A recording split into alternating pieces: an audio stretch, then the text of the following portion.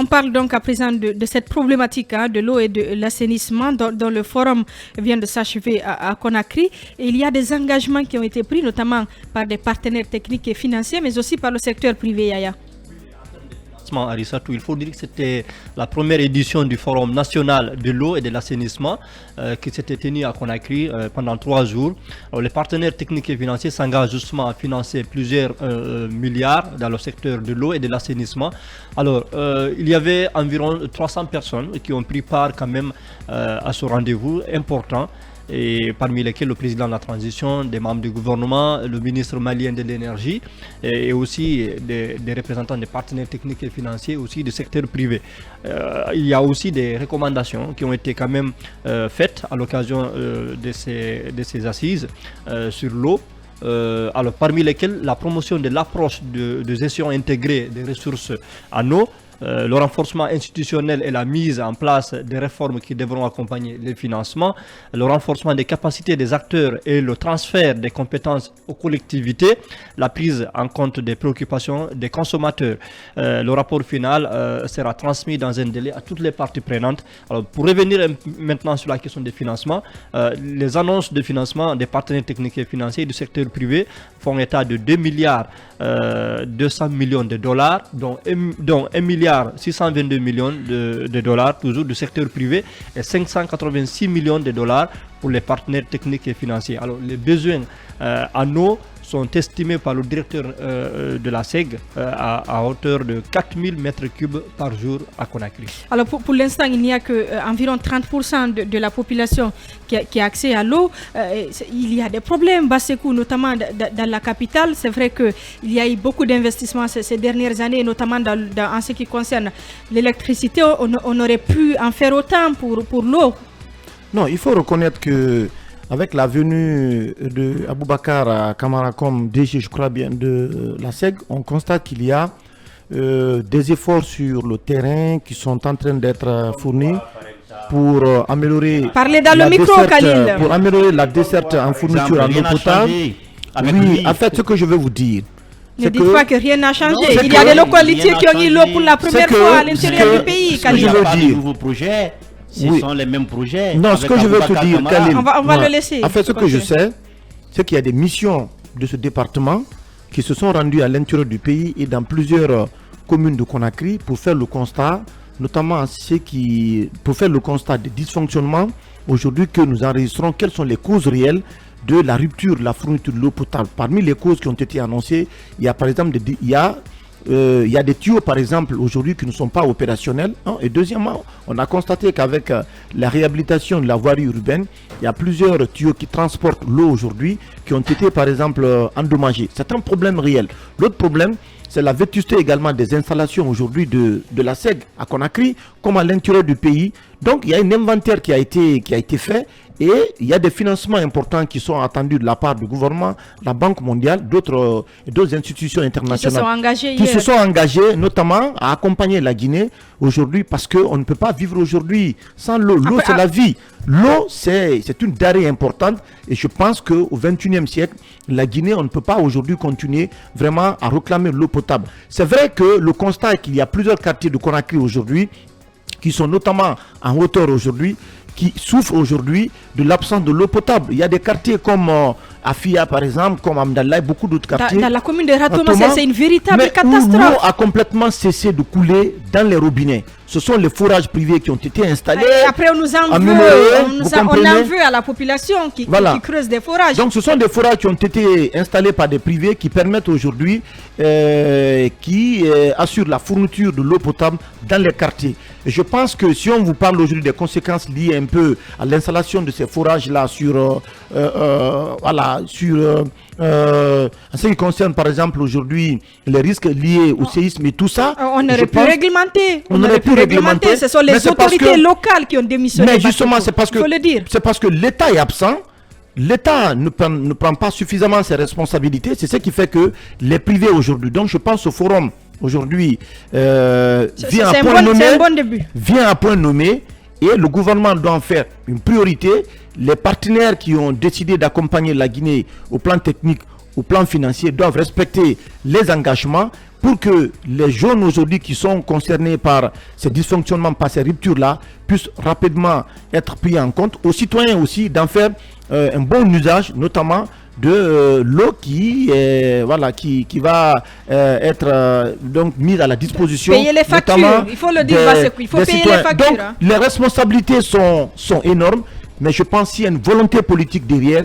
Je vous assure que bien la Guinée va sortir de cette crise liée aujourd'hui à la dessert, à cette crise liée à la fourniture de l'eau potable à Conakry, à l'intérieur du pays. On va faire le tour. Hein. Allez-y, Aboubakar. Moi, je pense que c'est un intellectuel guinéen le disait, on aime jeter le bébé et l'eau sale. Le 4e projet eau, c'est un grand projet de près de 60 millions de dollars qui travaillait en Guinée depuis 2017-2018. Aujourd'hui, où est parti ce projet? Généralement, quand on décaisse des montants pour des projets, dès qu'il y a une réforme institutionnelle ou autre chose, et puis on laisse le projet là, sans savoir qu'est-ce qui a été obtenu et où on en est. Je pense que c'est bon de monter des bons projets, mais il faut veiller sur leur exécution. Ça ne sont pas de nouveaux projets qui sont montés. Surtout que si le montant a été déjà décaissé, près de 60 millions de dollars, ce n'est pas un petit montant. Pour le 4e projet d'eau qui doit quitter, je ne sais pas, Yesouloum pour Conakry avec le changement de tous les tuyaux dont il fait allusion, qui sont aujourd'hui vétustes. Et il faut aussi parler de l'augmentation de la population, la croissance. Avant, si on utilisait ça, aujourd'hui, ce n'est plus ça. Il n'y a pas eu d'investissement dans le secteur, il faut le dire. Non, il y a eu l'investissement. Il n'y a pas eu suffisamment d'investissement. Non, il y a eu l'investissement. Comment ça? On a investi dans l'électricité. Il y a un résultat aujourd'hui. C'est que le problème, il y a un résultat. Le problème, c'est un problème de plan. D'accord? Quand on dit, par exemple, on va prévoir tel mètre cube d'eau pour telle population, d'accord? Et voilà le montant qui est là. Si le projet n'est pas fait, on doit d'abord faire une étude rétrospective sur la gestion de ce projet et prendre la gouvernance et ramener de l'autre côté.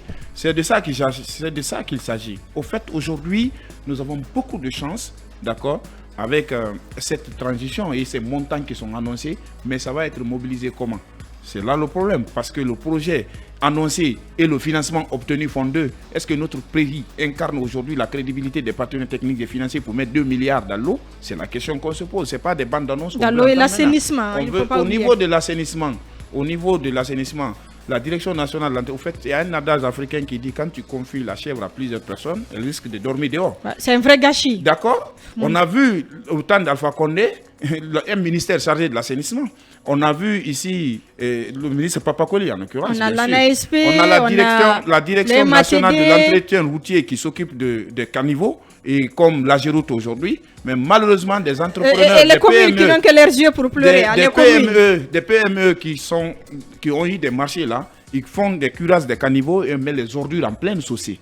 Et c'est compliqué alors qu'elles ont été payées par l'État. Tout ça, il n'y a pas une véritable politique. Il n'y a pas une véritable suivi. Après, ça fait l'affaire d'Al-Bayraka. On va le dire ainsi. Allez-y, Yembere. Oui, en parlant de l'eau et de l'assainissement à Conakry, je pense qu'il ne faut pas se limiter à Conakry, c'est-à-dire les 5 communes de la capitale. Parce qu'aujourd'hui, quand vous parlez du Grand Conakry, il faut savoir que ce qui fait du Grand Conakry, c'est-à-dire que les communes de Koya et de Dibreka, en termes de superficie, sont plus grandes que Conakry. Or, dans ces deux-là, l'eau et l'électricité sont les véritables parents pauvres. Vous trouvez des quartiers qui n'ont jamais connu c'est quoi le robinet. Dans des quartiers en Soumania, Kenende, je ne sais pas encore. Ils ne connaissent pas, ils n'ont jamais connu l'adduction d'eau. Alors, l'assainissement, on n'en parle pas. Parce que vous remarquez vous-même, quand vous êtes à partir de Sonfonia jusqu'à Kaloum, vous trouvez les poubelles tout le long de la route.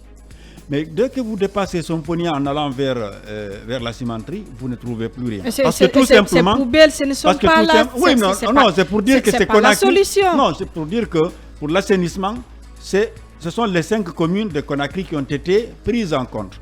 Koya et Dibreka, qui font partie du Grand Conakry, sont complètement ignorés. Alors que, on ne le souhaite pas en cas d'épidémie liée à l'insalubrité, par exemple, s'il y a une épidémie à Koya ou à Dibreka, mais Conakry aussi, évidemment, est contaminé. Donc, je pense qu'il faut prendre ça dans un projet global qui inclut les deux communes là. D'ailleurs, vous vous souvenez, pendant la transition de 2010, il était question d'intégrer Koya et Dubreka dans Conakry pour en faire au total, je crois, 8 communes. Mais après l'avènement du président Alpha Condé au pouvoir, puisque on a mis le développement de côté pour faire de la politique et la politique politicienne, évidemment que encore aujourd'hui, Koya et Dubreka sont considérés comme des préfectures de l'intérieur du pays. Alors que nous savons tous que, comme je le disais au début, c'est le Grand Conakry. C'est d'ailleurs une partie de Conakry. Nous, la base, hein,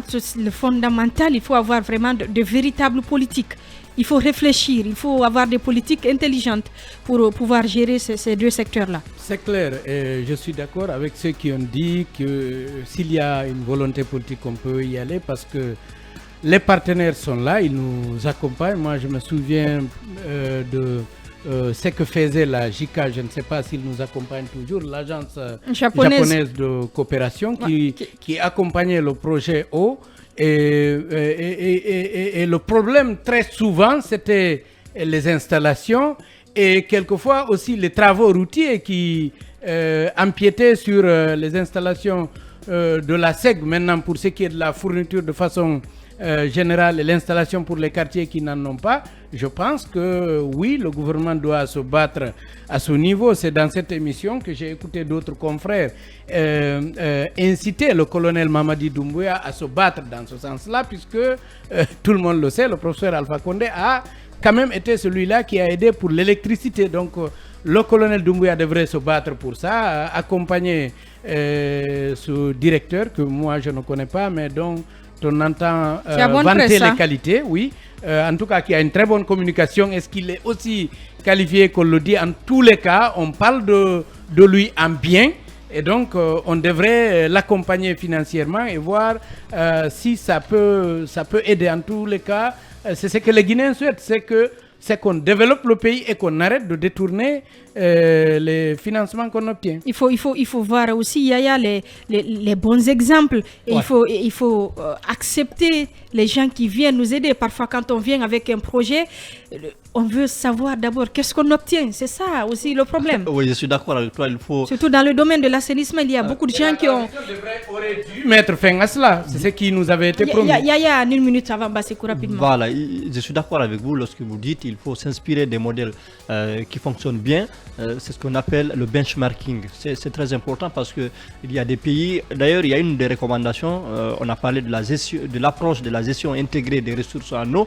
On voit le modèle de l'OMVS avec des pays voisins. Je pense que ça fonctionne bien, ça marche bien, même si on peut toujours améliorer. Et il y a eu quand même des études qui ont quand même montré que la plus grande crise peut-être du siècle, ça sera une crise liée à l'eau. Parce que vous voyez aujourd'hui, il y a beaucoup de tensions, il y a beaucoup de foyers de tension dans les pays, mais c'est comment contrôler cette ressource rare. Il n'y a plus de l'eau dans nos rivières, donc si la SEG ne se bouge pas, ça va être compliqué les prochaines années. Donc vous voyez, vous prenez le conflit au Proche-Orient entre Israël et ses voisins arabes. L'une des causes dont on ne dit pas assez, c'est le contrôle des eaux du Jourdain. Vous regardez également sur le Nil, voilà, vous voyez, ce sont des zones très stratégiques, très sensibles, dont le contrôle quand même oppose des États. Donc je pense que nous devons faire en sorte que cette ressource-là puisse quand même ne pas être un luxe, mais que ça puisse permettre à tous les citoyens. Et surtout que nous, on nous appelle château d'eau de l'Afrique. Je trouve que c'est paradoxal qu'on nous appelle château d'eau de l'Afrique et qu'on ne puisse pas avoir de l'eau dans nos robinets. Une insulte, il faut le dire. On s'arrête là pour aujourd'hui. Grand merci à l'ensemble des chroniqueurs, Boubacar Junior, camarade de la RTG, Habib Yemberin, Basekou, Yaya Noubalde de Guinée Matin, ainsi Kakalil Kamara. Merci à Tidiane et à Condé du côté de... à Ali, hein, du côté donc de la régie. Grand merci à tous. L'émission revient lundi si tout va bien avec Aboubakar Diallo.